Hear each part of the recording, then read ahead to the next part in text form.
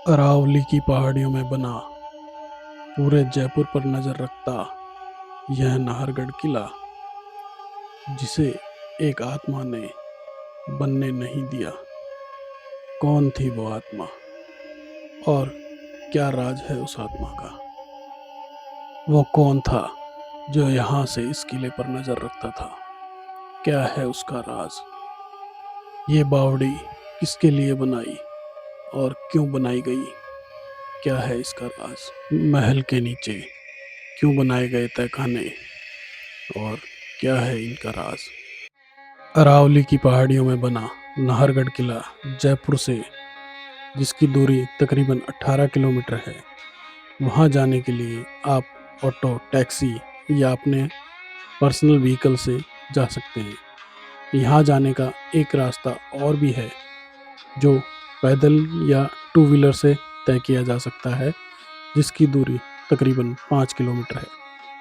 नमस्कार दोस्तों, मैं गोवर्धन सिंह शेखावत मोटर राइड से। आज मैं आपको लेकर आया हूँ नाहरगढ़ किले पे। आज बताता हूँ मैं आपको इसके बारे में, इसकी क्या कहानी है और इसमें क्या बना हुआ है, कैसा है। इसका टिकट इंडियन टूरिस्ट के लिए 100 रुपये, स्टूडेंट्स के लिए 50 रुपये और फॉरेनर के लिए 600 रुपये का रखा गया है। और ये आप साल में 30 मार्च, 18 अप्रैल, 18 मई और 27 सितंबर को फ्री में भी विज़िट कर सकते हैं। किले में प्रवेश करने के बाद में आपको यहाँ पर एक रेस्टोरेंट, एक वैक्स म्यूज़ियम और एक शीश महल बना हुआ है, जो कि अलग से पेड करके आप देख सकते हैं। दोस्तों, नाहरगढ़ का नाम नाहरगढ़ क्यों पड़ा, इसके पीछे एक बहुत ही इंटरेस्टिंग कहानी है, तो मैं आपको बताऊंगा। दोस्तों, यह कुंड जो अभी आप देखने जा रहे हैं, यह उदयपुर की एक राजकुमारी के कहने पर उनकी 9 सहेलियां यहाँ रहने के लिए आई थी, उनके लिए बनाया गया था, ताकि उन्हें यहाँ एक झील का एहसास हो। क्योंकि उदयपुर जो एक झीलों की नगरी कहा जाता है, तो वहाँ से जब वो आई थी यहाँ पर, तो उनको ऐसा नहीं लगे कि वो ऐसी जगह आ गई है जहाँ पानी ही नहीं है। क्योंकि राजकुमारी ने एक शर्त रखी थी शादी के लिए कि मैं अपनी 9 सहेलियों को पहले आपके यहाँ भेजूंगी, अगर वो वहाँ पर खुश रहती हैं तो ही मैं आपसे शादी करूंगी।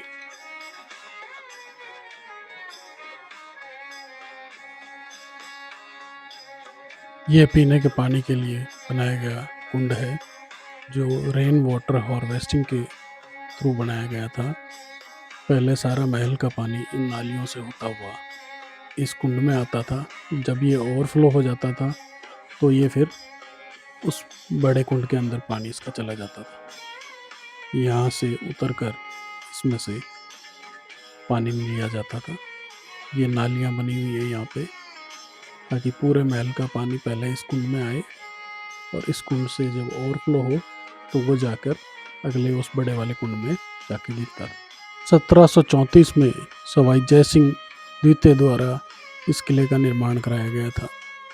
उस समय दिन में जो भी काम होता था, रात के समय वो दीवारें अचानक अपने आप ही गिर जाया करती थी।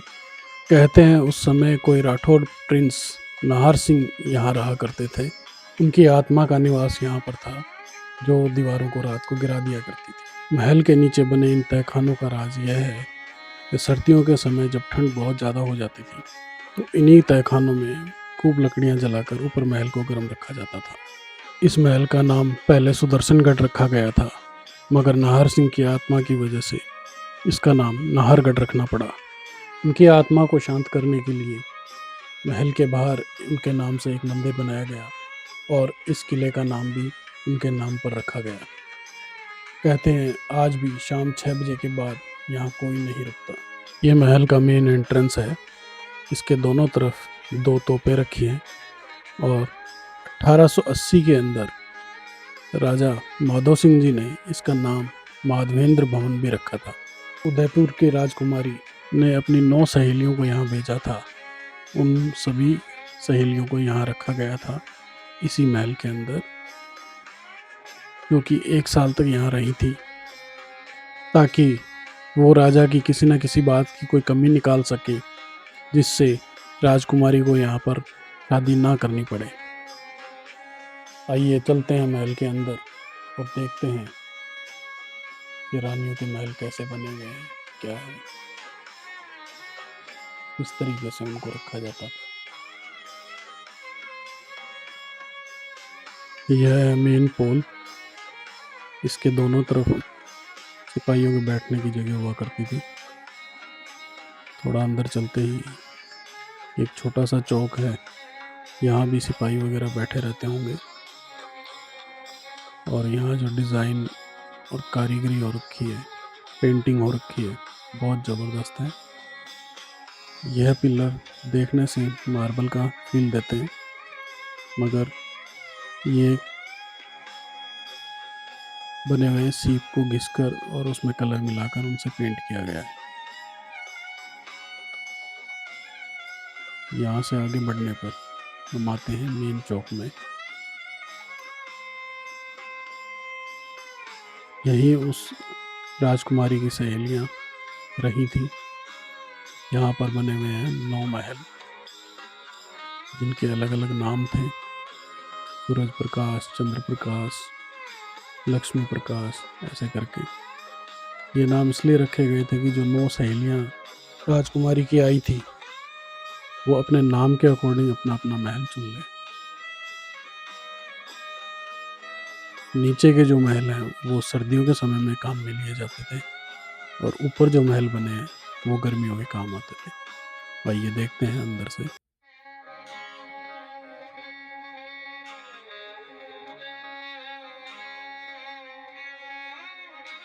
ये छोटा एक आंगन आ जाता है अंदर आते ही।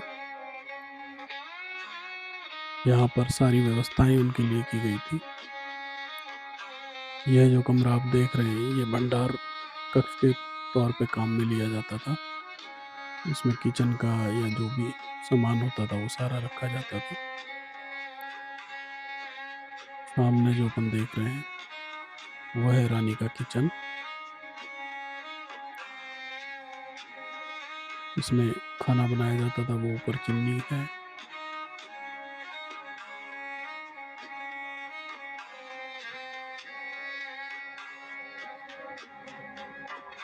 यहाँ पर रानी के लिए बाथरूम, लैट्रिन वगैरह बने हुए थे।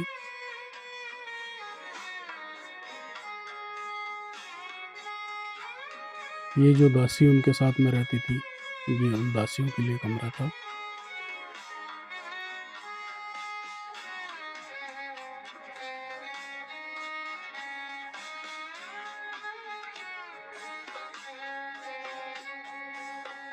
ये ड्रेसिंग रूम होता था रानी का। ये मेन रूम होता था जिसमें रानी रहती थी। क्या शानदार कारीगरी, पेंटिंग हो रखी है इसमें। ये सर्दियों के समय यूज होती थी। यहाँ स्टोर हुआ करता था रानी का, जिसमें वो कपड़े, गहने या जो भी अपना सामान था रखती थी। अब आ गए हम ऊपर के फ्लोर पे। ये नीचे देख रहे हैं आप, और यह है ऊपर का फ्लोर। अब तो इस पे कांच लगा दिया गया है, वरना यहाँ पे गर्मियों के समय में खसखस की टाटी लगाई जाती थी।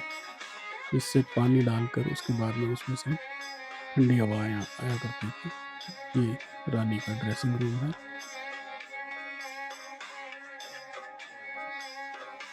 ये रानी का मेन महल, जहाँ वो आराम किया करती थी। स्टोर रूम भी कह सकते हैं।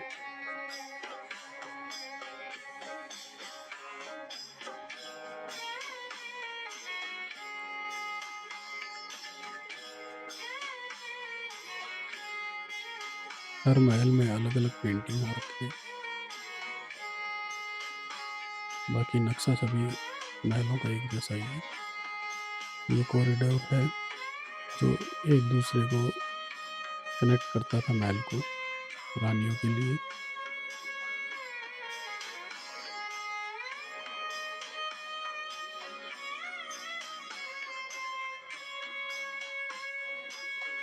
ये जो कॉरिडोर है, यह राजा यूज़ किया करते थे। जब भी वो किसी रानी के पास आते थे तो इसी कॉरिडोर के थ्रू आते थे।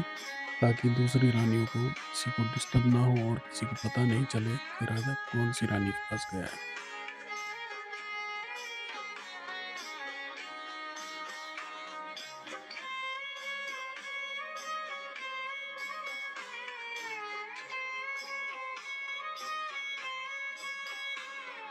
ये हम आ गए हैं कोने वाले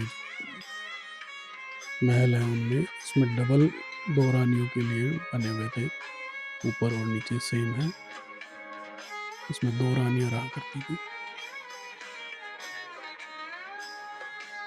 ये फिर से एक सिंगल जो इसमें नाहरगढ़ में एंट्री करते हैं उसके गेट के जस्ट सामने वाले महल में है।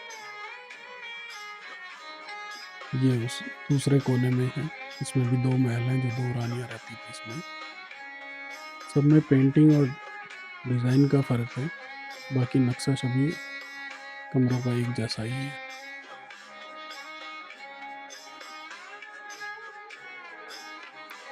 यहाँ से जयपुर का नज़ारा आपको देखने को मिल रहा है। यहाँ से ऊपर छत पे जाने का रास्ता है, ये चलता है। इन सीढ़ियों से एक बार में एक ही आदमी गुजर सकता था, ताकि युद्ध जैसी स्थिति के अंदर एक साथ कई लोग ना चढ़ पाए ऊपर।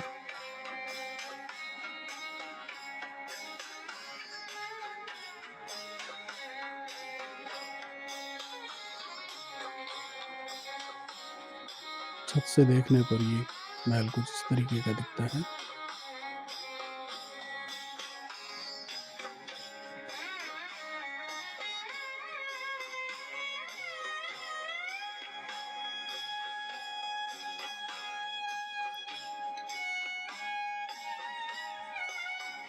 ये है चौगान स्टेडियम, जहाँ पर रानी की सहेलियाँ जो आई थी वो जब बोर होती थी तो यहाँ पर 9 पोलो टीम बनाई थी राजा ने। अलग अलग रियासतों से 9 राजकुमार आए थे जो यहाँ पोलो खेला करते थे, और रानी की सहेलियाँ यहाँ से उनको देखकर अपना मनोरंजन किया करती थी।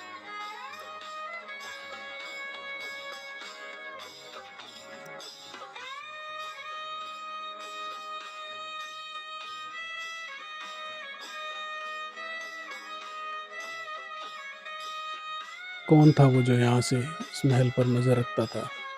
जब 11 महीने बीत गए तो राजकुमारी ने देखा कि लड़कियों ने, उसकी सहेलियों ने उसे कोई खबर नहीं दी, तो वो खुद उन्हें यहाँ देखने के लिए आया करती थी। यहीं से वो उन पर नज़र रखती थी कि वो क्या कर रहे हैं, क्या नहीं कर रहे हैं। यह है राजा का महल। राजा यहीं रहते थे और यहीं से दोनों तरफ महलों में जाने के रास्ते हैं। यह पुल के ऊपर बना हुआ है, यहाँ से पूरा चौक दिखाई देता था।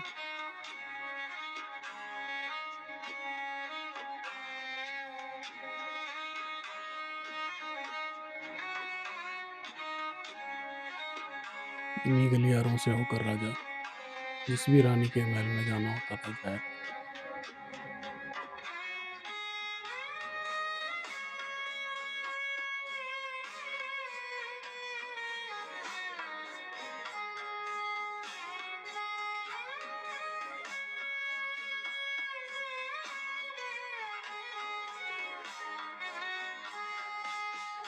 यह है राजा का अस्तबल, यहाँ घोड़े वगैरह बंधा करते थे। राजकुमारी की कहानी अपने बीच में रह गई थी, तो उसको पूरा करते हैं। जब राजकुमारी ने देखा 11 महीने से उन लड़कियों को कोई खबर नहीं आई, तो वो लड़कियों से मिलने खुद यहाँ आ गई। तब लड़कियों को एहसास हुआ कि हमें तो 11 महीने हो गए, हमें पता ही नहीं चला कि हम यहाँ क्यों आई थी। तब राजकुमारी ने कहा कि तुम लोगों ने मुझे हरवा दिया यहाँ पर। तब उन लड़कियों को अपनी शर्मिंदगी का एहसास हुआ, पर उन्होंने कहा कि ठीक है, अब हम कहीं नहीं जाएंगे, हम इसी राजा के पास रहेंगे, चाहे वो हमें नौकर बना के रखे, चाहे वो कैसे भी रखे, पर हम उस राजा से एक बार मिलना चाहेंगे। तब राजा से उनकी मुलाकात कराई गई। कुछ लड़कियां तो उस राजा को देखकर बेहोश हो गई, क्योंकि वो वही राजा था जो उनके लिए खाना वगैरह बनाता था, उनके लिए सारी व्यवस्थाएं करता था। उसके बाद राजा ने उन जो 9 पोलो टीम्स थी, उन्हीं 9 टीम के जो राजकुमार थे, उन्हीं से उन 9 लड़कियों की शादी करवा दी।